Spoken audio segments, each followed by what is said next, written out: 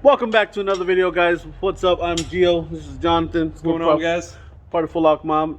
For those of you joining us for the first time, we are installing BC coilovers on Jonathan's S550 today because he wants to get ready for drifting and stuff. Drift stang, getting more parts. Yep. Even though he hasn't learned to drive it Show yet. him the good dogs. Fuck off. even though he can't drive it yet, but okay. Yeah, these are the rear shocks. Actually, rear springs, shocks, and then you got your front coilovers that we're working on right now. But as you can see, we need to remove those two big ass bolts holding the coilover to the steering knuckle. Then we got to get the bolts on the top of the tower, and then it should come out. But this car has been known to fuck us over a couple times. So. Yeah. I like how you hear in the background Roger laughing. Yep. So, yeah, we'll get to it. We'll show y'all more or less step by step, or at least a hyperlapse of how this process goes. Because I'm already starting to regret this decision doing this today. So I'm predicting maybe 3 hours, but it always turns into double that. Yeah. But yep, we gonna get to it.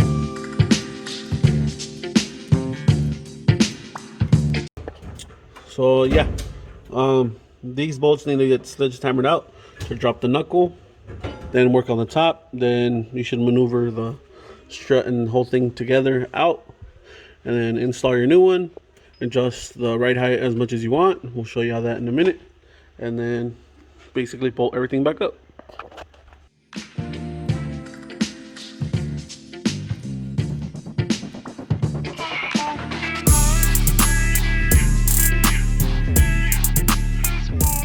He's gonna take those out real quick. Yeah. Yeah, boy. You think Y'all want to see Jonathan smash my fucking fingers? Tell him what you just told me, casually. All right, I was like, yeah, just do me a favor and hold this, put it up against that bolt, and kind of stand out of the way. Meanwhile, swinging this motherfucker towards my hand. Let's do it, man. Y'all gonna watch? I ain't gonna watch this shit. I'm on mine. Ah! Okay. Set. One out. Now get the other one out. Ooh. We'll put it back on some time lapse for you. We'll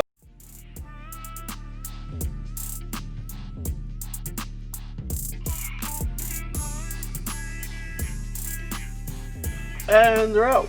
So we just dropped the knuckle. Make sure not to fuck up your brake line, and then replace it with the new one. Bolt it back up.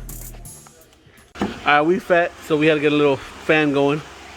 But first one's on. It was a bitch. This fat fucker will move out his way. My bad, dog. My bad, man. I'm trying to make sure everything good down here. But yeah, there it is. Nice and shiny. Black and gold from BC. Look at that thing. Did you lock down the collars? Sparkle? No, not yet. All right, hit that jack. Let's see exactly what these. One side. See how far this lowers. I mean, it's never really a good tell when you just do one side because the weight of the car is kind of more on one side than it is the other. The weight's not equal. But we're gonna get a good idea based on that wheel gap. It's still going. Oh. Let's hope we can get the jack out. Oh, okay, cool.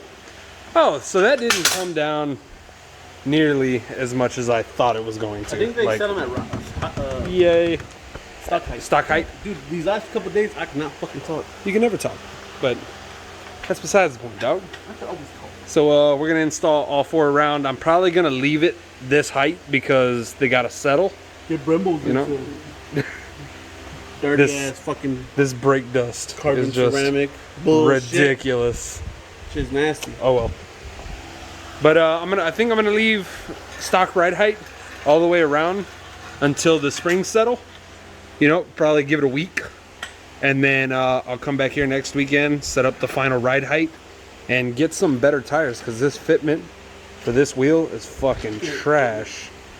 I didn't realize I I bought rubber bands there, bud. None of your cars got good fitment, you know. All right, we just finished buttoning up the driver's side. Woo!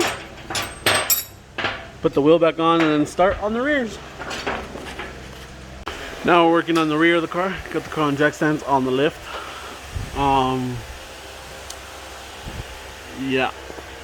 Gonna remove all the subframe bolts to drop the whole thing as one piece. Get the shocks out.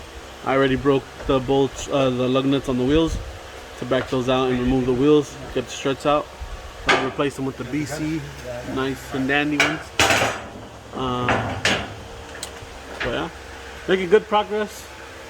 We've only been at this for like an hour, hour and a half. We had a break and we've been messing around a lot, so but it's going good.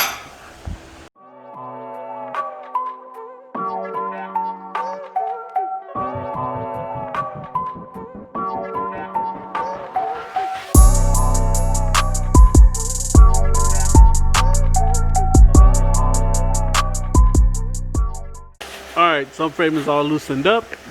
About to drop it. Watch it, Roger. Go ahead. Here it comes. Alright, now let's take out those bolts by hand.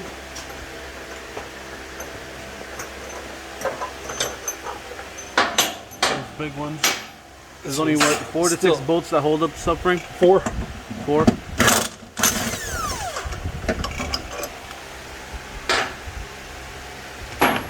Alright, Roger. Spot it again. As you can see, you remove the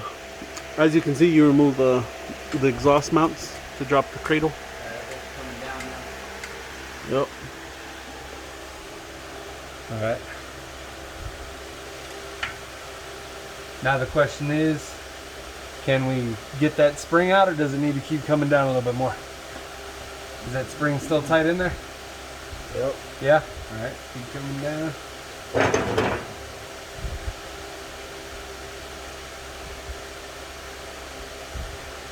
Grab it in the front where those 2 big bolts were.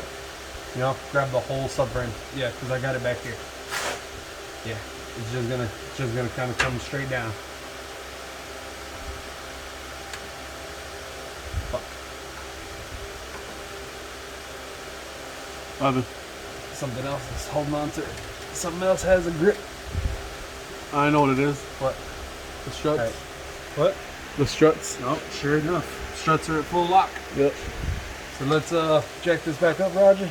Let's take the wheels off. I already broke the lug nuts loose. See if you can get those 2 bolts to thread in halfway.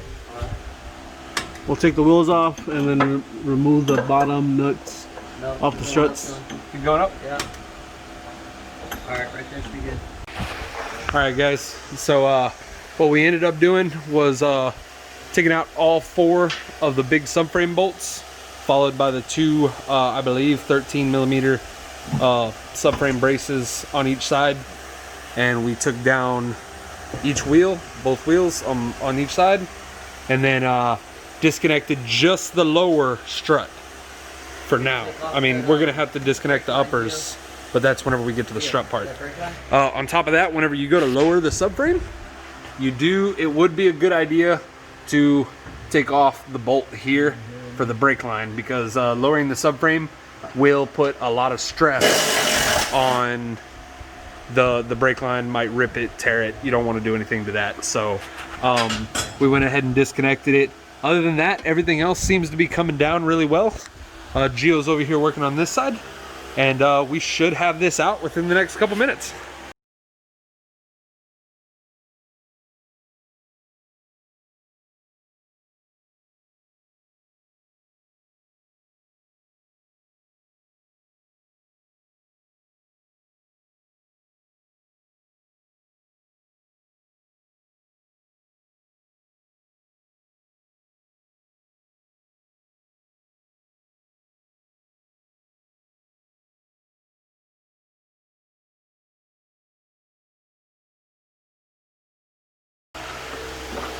Alright guys, we're onto the shocks.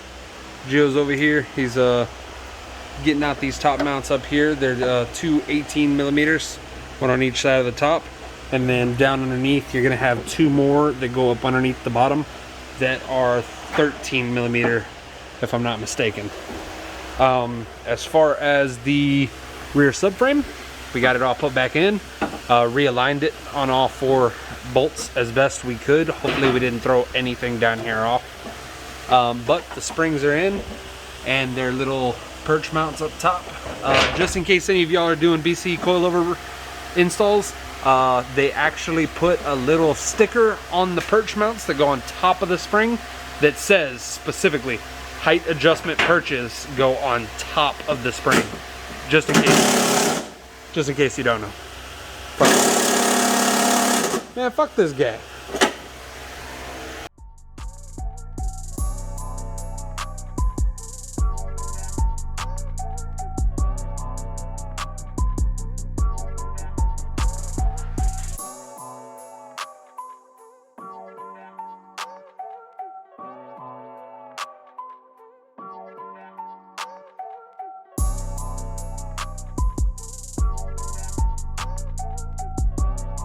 And we are done with the BC coilover install. We're actually going to drive off the car off the lift. So that is on the ground. Keep going. That's like perfect ride height, dude. No, right? You got mad camera in the front now. What?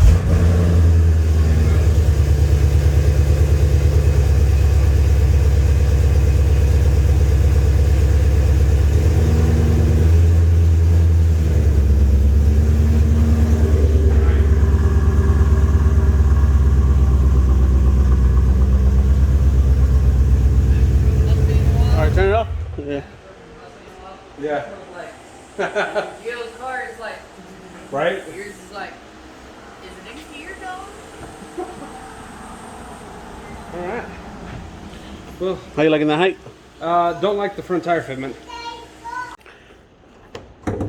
Shit, no, slam that bitch. Fuck no, it ain't gonna close. Did it? That's your Oakleys, man. Slam that motherfucker. Damn, perfect.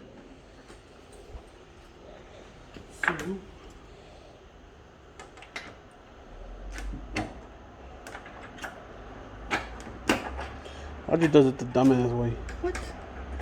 What?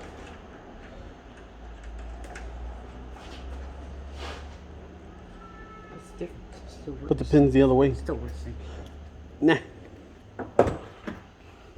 Alright guys, this is the final product of the BC coilovers. The fronts are max low, right? But they're not the extreme lows. These are the drift spec coilovers. So And the rear is set to the lowest, and the front we didn't change at all. But we're gonna give it about a week to settle the springs, and then we're gonna come back and we're gonna adjust them to the height that we want. yeah. So hopefully it all. Which realistically it's almost damn near perfect. We have a little bit of gap here that needs to go down, maybe about an inch, possibly. The rear is actually perfect. Needs a thicker tire though. Yeah, these are pretty low. These are what, 35s? Yeah, I think they're 35s. Yeah, I need to bump it to a 40, 45 maybe, just to get the same girth as the rear. But yeah, overall, I'm really happy with it. The max low gives me about 1 finger worth of room here, and we sit pretty much dead even with the tire bulge that comes out. So yeah, if you have an extra set of hands, this install should take you 3 to 4 hours if you have all the power tools and tools you need. If you need to start, buying tools and stuff like that, it might take you a couple more hours. And also we have the use of a lift. You'd have to do this on your back if you don't have one. yeah, and to be honest, doing it on your back isn't really all that bad. The only shitty part comes whenever you start aligning the rear end. I did an EcoBoost and it was way easier, but this is a Performance Pack 5.0. This one had much heavier duty stuff, so this one was a pain in the ass. But yeah, ride quality, we can't say anything yet because this car hasn't even seen the street yet, but we'll put that in another review. We'll probably do a little touch in on ride quality with these things whenever we do the second ride height adjustment after sprint settles. Mm-hmm. Righty guys, this is going to be it for this vlog. Catch y'all next time. Peace.